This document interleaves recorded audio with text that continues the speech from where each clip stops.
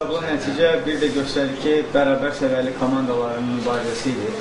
Daha çox ilk yarına Xəzər Lənkəranın hesabına yazmaq olar. Winston Parksa imkandan istifadə edib gözəl gol vurdu. İkinci hissədə Bakı biraz təzyiqi artırdı.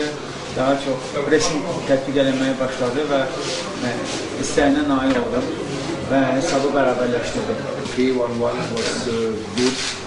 Amma nəticəni sayıram, hər iki tərəf üçün yaxşı nəticədir, 1-1.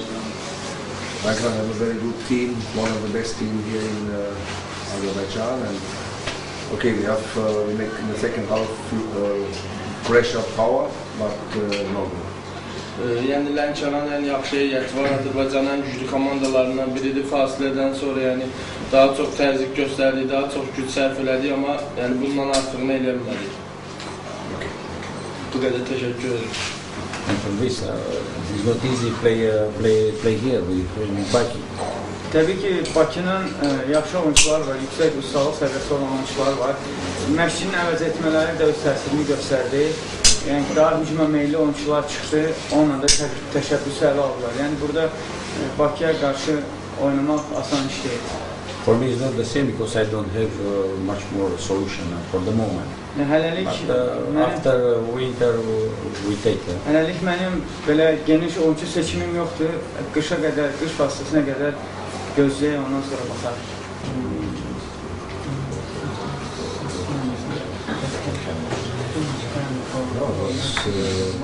First is for both teams, not only today. The field is very bad.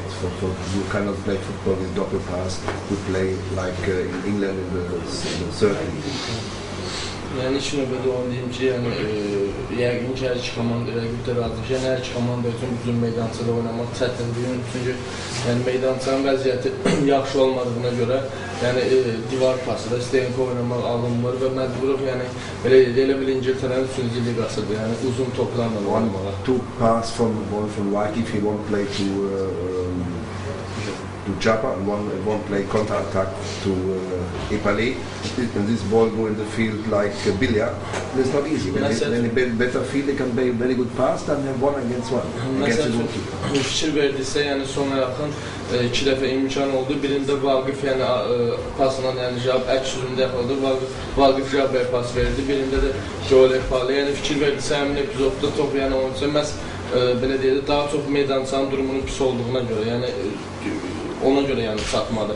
Əgər meydançanın düz olsaydı, yəqin ki, həmin epizodda ötürmələr özünün planına çatardı. Heç kimin sualı yox. Təşəkkür ederim.